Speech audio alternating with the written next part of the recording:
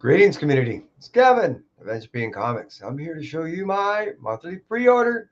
Yep, it came in, and I'm ready to dig in. So, without pretty much any more little wordies, let's get into it. Bunny Mask, The Hollow Inside. Now, if you're a fan of Bunny Mask, you already know that this is one cool, creepy book. Um, Paul Tobin is telling a tale that is both beautifully written and horrifically written. And the cool thing is to me, the character represents both. She's both beautiful and just repulsive, all wrapped into one. I wouldn't imagine seeing this individual in real life would do you any good. However, the story of this character is basically trying to eliminate the evil and the foul of the earth, and I like that story. So it's pretty cool story. If you're into that kind of horror, I highly recommend it. Graham, this is the 1 in 25. I liked it so much that I end up buying 3 of them. So you're seeing 2 of the 3 that I own. I really like the story. I really like this cover. I really can't say much more. It's a great story as far as some of the simplicity and some of the familiarity that you may come across in the storytelling, but to me, it's rather done uniquely on how it's delivered, and I appreciate that. I like the story. I'm a Grimm fan. Now, this is a story that took, I think, a year. Go ahead and really release to everybody and get it out there. I did get to read this, but the day before yesterday, and wow, I was really just floored. This is such a cool story.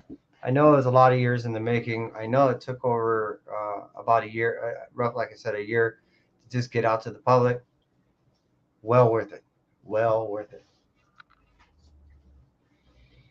All right, Spider-Man #1, a whole new tale coming out there with you by Mr. Zeb Wells. I not only spec on this by buying, a couple of the cover A's. But I also did meet with Zeb, talk to him, kind of got a feel where the story's heading. And he was kind enough to sign me a cover A. And I was fortunate enough to be able to get the cover. Well, they're saying I guess it's cover 18. I'm not going to go through all the letters for that, but all the books of cover 18, the Gleason covers, were damaged in my area, and I only found one that I liked. Now, these were my pre-orders, as you see. These I got to inspect, and I was really happy to see that they were all in great condition. So, like I said, I like the story. I like where it's heading. I think it's rather cool. I like what Zeb's doing, and I look forward to seeing how this character fully develops in the next few issues. So I also got me a couple of the Vish covers. Really like this. If I can afford the ratios, I get them. But at the same point, if I really like the cover, and the ratio is nothing more than just a version of that, meaning it might be a virgin version of the cover, I'll just deal with the fact that I'm not spending $100 on cover without the letters. I'm good. Step by step, this is a great story, especially for those that don't want to read a bunch of words. It's a really heart-wrenching story, a tale of a little girl and a robot going through a pretty hardcore world. Neither one of them, it's like I said, there's really no dialogue going on, and there is, if a picture is worth 1,000 words, you take a lot of time looking at these pictures and really letting them sink into you as a story should. I think when we're reading a lot of these stories, and we're especially for those of us that are buying a lot of books, we mandate ourselves to go through a stack, and sometimes we either gloss over the words and or the art. And this forces you to really take it in and appreciate both, even though there's no words. The art are the words, so it forces you to kind of take a little time and appreciate that. I like that. It's telling a great story too. I am a huge symbiote fan, and I like buying covers. This is by no means an exception of one of the reasons why I buy covers of a book that I'm already pre-existingly reading. So that was the, I believe that was a cover D. Here's your cover A's, which I mean, yeah, sick in their own right, right? See what it is there? And I think it's Hots. This is a B.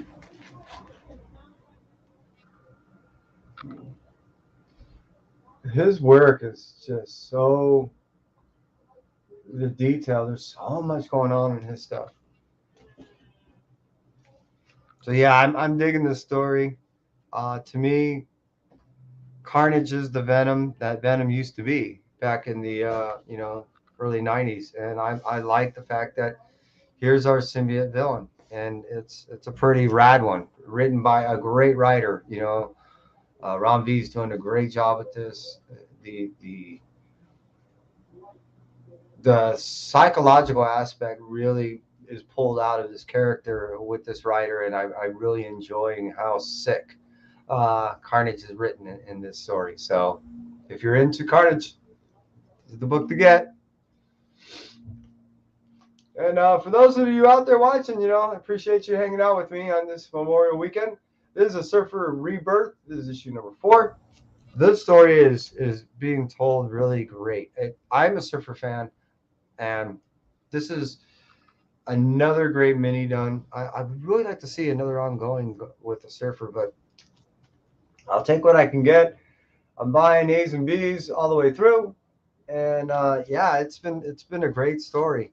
Got to see Don Ho the other day, and he signed some books of ours. He worked on the Strange. He's working on Strange right now, and finished that out, and Surfer Rebirth. And I really love his work. And so he's been kind enough to sign books for me over the past couple weeks. So thank you, Don, if you're watching. Berserker. From day one, I really believed that this was going to be a good story. I like the Berserker story of past that I've read. This is very close to a Berserker tale. And,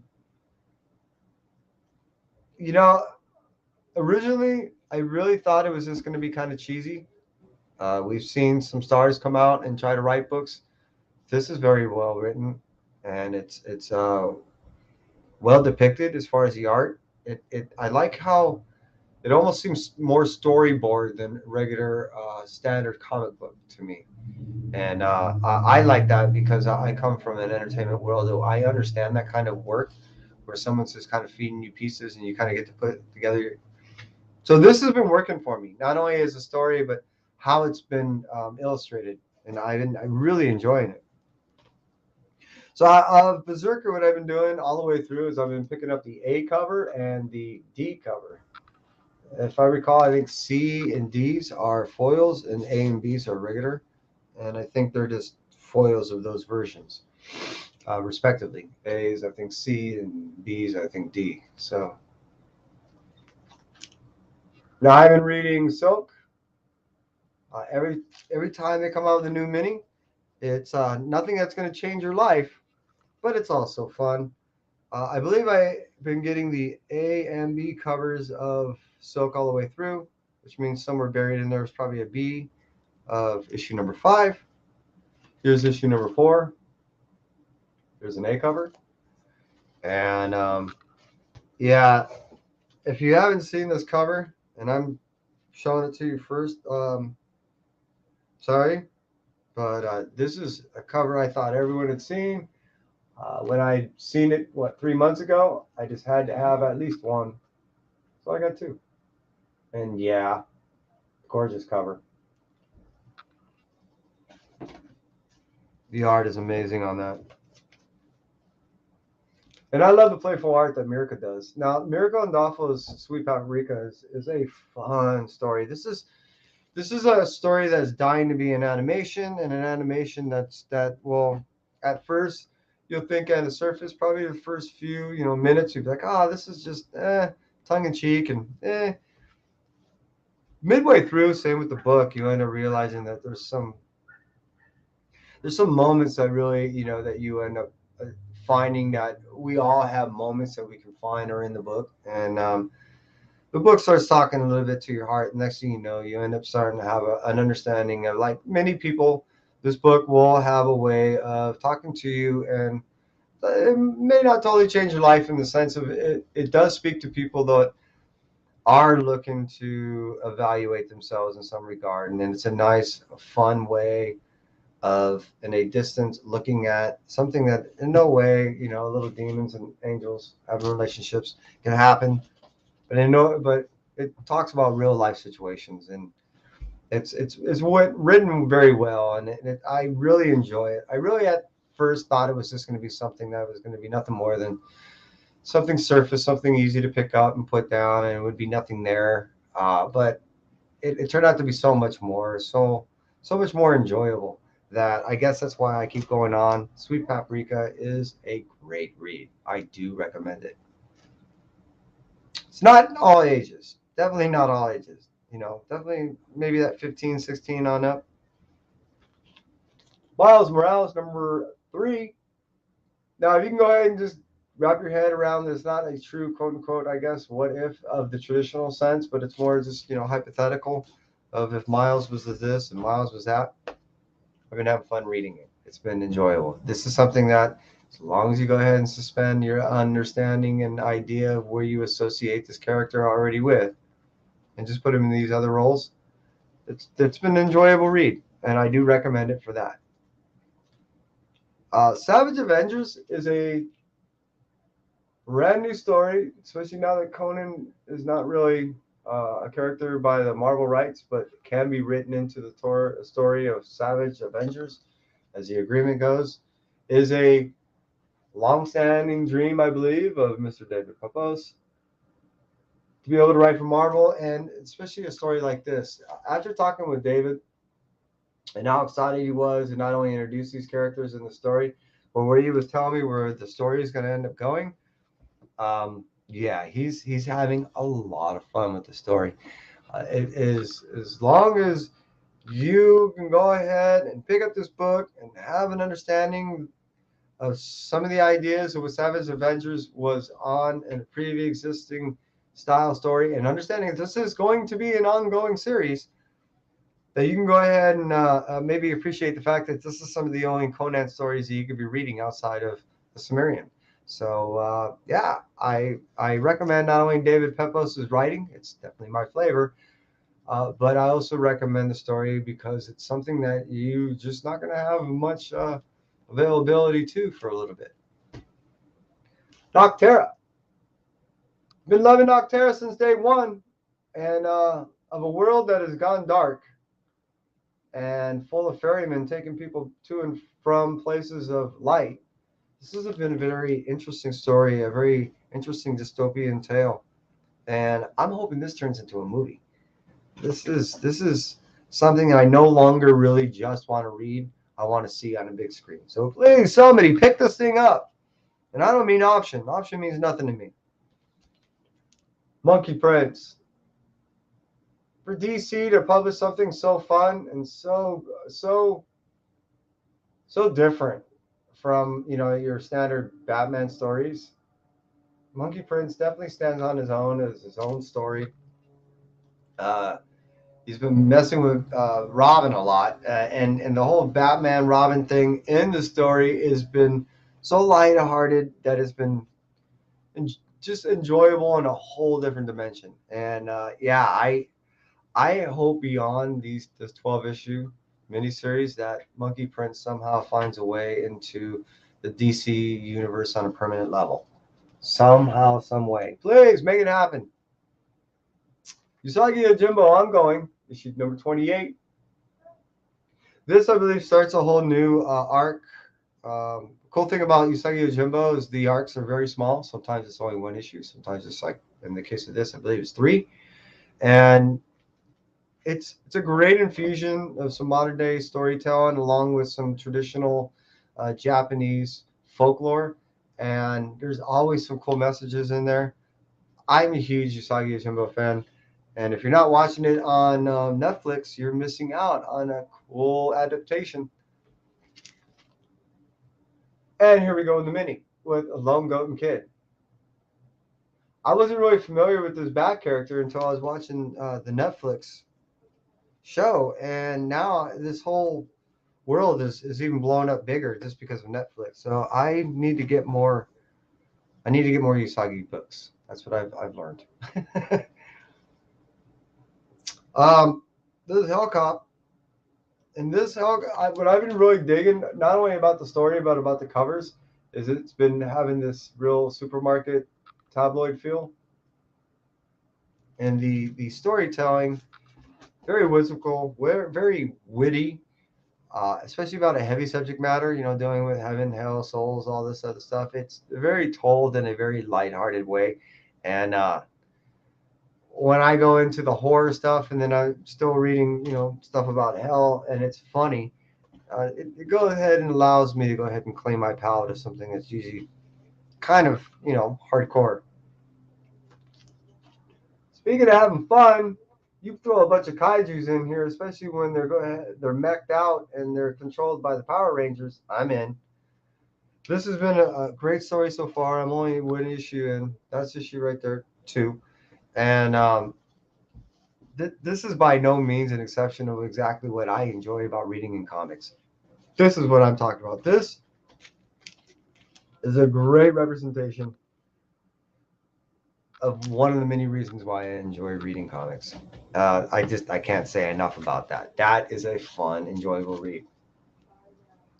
Ben Riley, I wasn't really a familiar fan with until I started reading the story, and now that I've been reading it, at first I had some reservations, and now, yeah, I'm a fan, and I'm really enjoying it, especially now that Chasm is this whole character going on in the ASM world.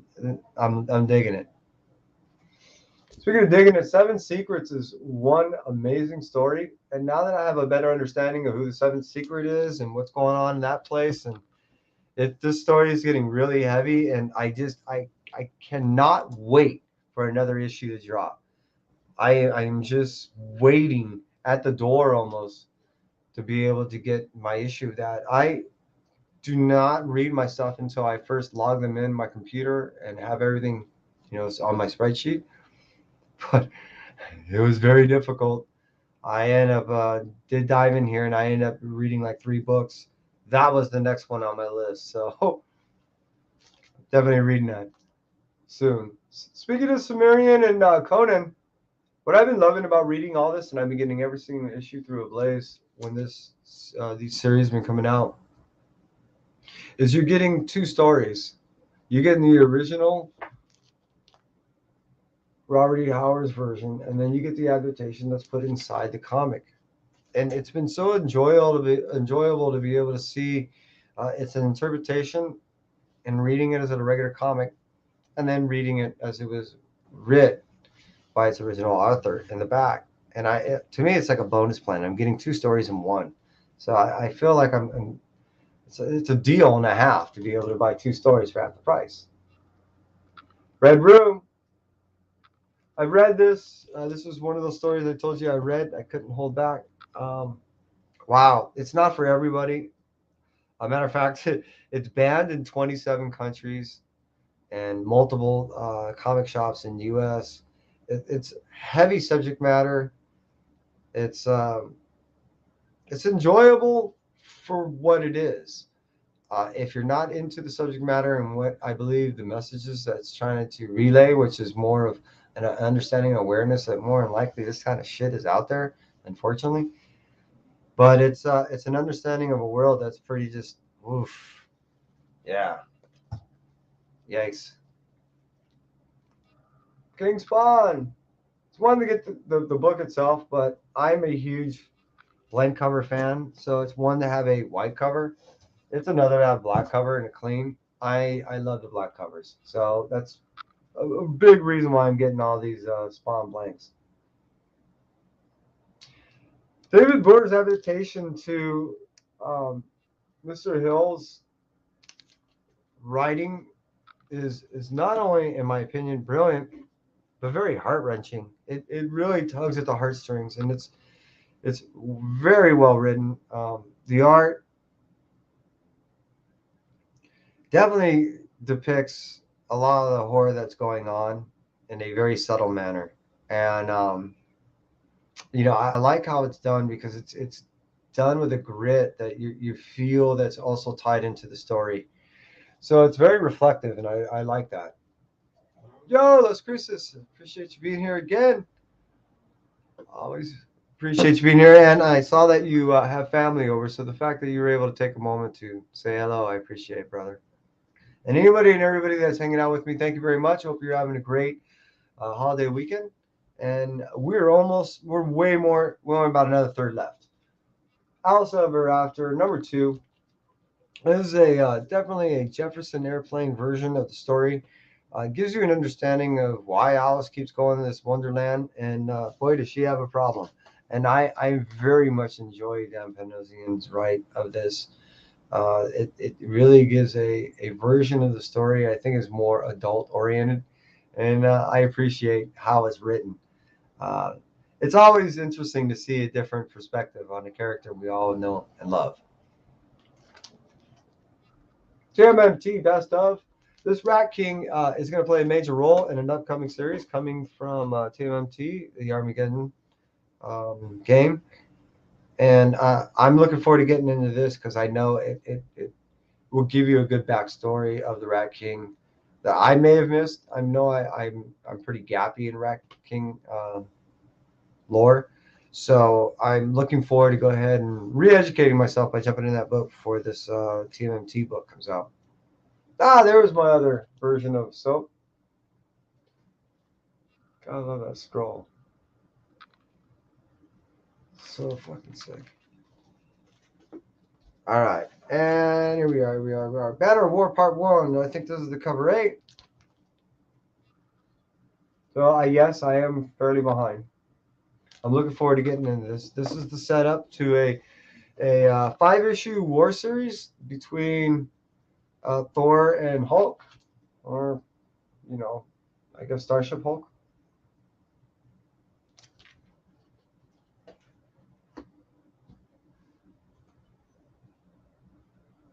We are. I'm keeping them in the other room, so they're loving me. No, I think they're looking for me. They just opened the door. So I guess what I mean. I only have a few more. Connecting covers. I'm a huge Beta Ray fan too. And now that they've been actually telling so much more of Beta Ray of late, I'm really enjoying that. The mini series that they did, just integrating them into more stories. What was that, issue 2 and 3 of Thor? All that. So the fact that they have a connecting cover and a whole set happening, I'm getting all that, and the fact that Beta is in there, I'm digging. 25. I heard this was really good. I'm looking forward to getting into that. Like I said, I'm behind. There's 24. Like I said, I haven't gotten into this yet either. I know, please bear with me. I will get through these things and catch up with everyone else. And then, Firepower. Kirkman has been killing it with his story. Usually he's so wordy, but this has just been, oh my God, it's been action. This is another one of those that Firepower and Seven Secrets are probably my 2 favorite actions going on right now. I wouldn't put Philadelphia totally as an action, even though there's a lot of action happening in there, because it's definitely up there on my top 10. But these two are definitely so much action tied into the story that I don't know what I'm won over more by, the story or by the action. I mean, yes, it can be a combo, and yes, definitively it is that. But being that it's so packed with both, I don't know who's winning me over more. This is a great story. Highly recommended for all ages. On a spec level, I went mildly, I mean, I bought stuff on it. I just think that I could see it become an animation. It could, because it can cover the whole scope and the whole board. But overall, I just see this being a long runner. I could actually see people down the road recommending this. This is an overall good read for anybody, any age, any time, almost any mood. It's very well written. Scotty Young is killing it lately with his writing.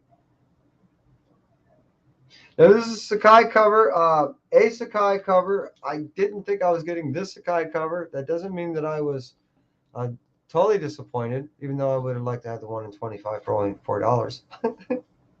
It's happened before. Uh, that is the first cover appearance of the 6,000-year-old last, god. And like I said, I was hoping for the other Sakai, but being that I ended up seeing that was the last, it was the only cover pick. I was like, oh, I'm gonna get two. So I did go out and get another one, even though I was disappointed initially. I can't figure me out either. But I did love the story. I did read it. This is one of those stories I told you I had to read. I just couldn't wait. There's 3 stories in here, and the first one reflects the cover. It is a very, very funny story. It paints Moonlight as being pretty much dicky as always, and he's doing it towards a kid, which is funny as hell. So it's awesome. I definitely recommend Moonlight. If you're not, especially you don't have to be a Moonlight fan. If you've never read any Moonlight before, that's a jumping on book and a half. The Joker 14. We're completing this at 16. I'm really enjoying this. The big thing that I recall about 14, I got to get another cover. I got to get a cover A. Is that Alex Packnadell is doing work on here, and yeah, I'm an Alex fan, and I've been digging this Joker series. It's one of those that's kind of done this for me. Overall, it's been pretty good. Knowing that it's ending at 16, knowing how it's ending and everything, I'm okay with everything. I believe overall, even where I'm at, I haven't finished. I'm happy with how the story has been going. I didn't have any pre-expectations, and as far as when it was kind of going downhill, it was only because it seemed like it was kind of pulling me along and stretching me out on a couple of issues. I think it's pretty cool. It's been pretty fun. So if don't say that you have to actually get all issues. My recommendation is if you are a Joker fan, get the trade. Robin, trying to find a jumping off point. That's not to say this is bad. Quite the opposite. Every time I try to get rid of this book, something happens that just keeps holding me on. Yeah. So at some point I gotta get. I have too many books. I'm just reading way too much. Venom, Lethal Protector. This is telling me a Venom, a story of old, the way it tells it of old. Back in the 90s, the way the interaction between Venom and this Brock character of old is the way I remember it when I was reading it back then, and that's how it's being told now. Really enjoying the way the story is being depicted, how the art is being done, how the story is being done. I have a feeling I'm actually going to miss it when it's going to be gone, and I haven't even read issue 2 yet, so I'm digging it. And that was only issue number 1 so far that I've read. Jim Henson's the storyteller. I look at the storyteller as almost like sex. And what I mean by that is I never had bad sex. I've only had sex that was some just more enjoyable than others. Same with the storyteller. I always read a decent story. Some of it is better than others. And this cover is awesome. And I've always enjoyed it. I do recommend this to be a story that you can toss at anybody. It's another one of those stories that I like to pick up to almost cleanse my palate of other stories that I've read before. So if I'm reading a horror, if I'm reading something that's just hardcore adventure, if I'm reading something that's just too heavy in any one way, Red Room being a good example, I can pick this up, and this will definitely definitely cleansed my palate of my reading. It just puts my head in a totally different place.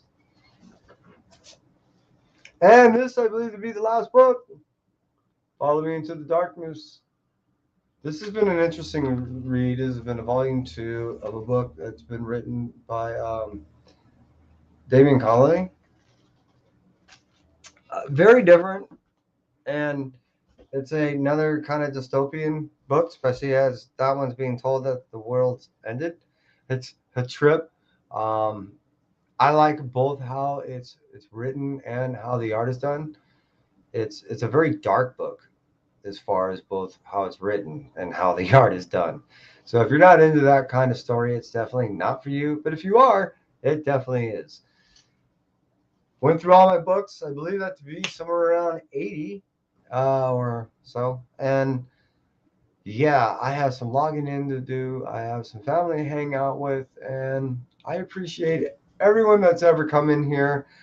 Last Christmas, as always, dude, I appreciate you, brother. I hope you and your family have a wonderful weekend, and I hope you stay well. And to those of you that have been watching, those of you who have tuned in, those of you who hit the like, those of you who hit subscribe, I appreciate all of you, all the same, all equally. And hey, tell me what you've read. Tell me what you think of what I'm reading, what I've missed. And that's it from me. Entropy. Take care.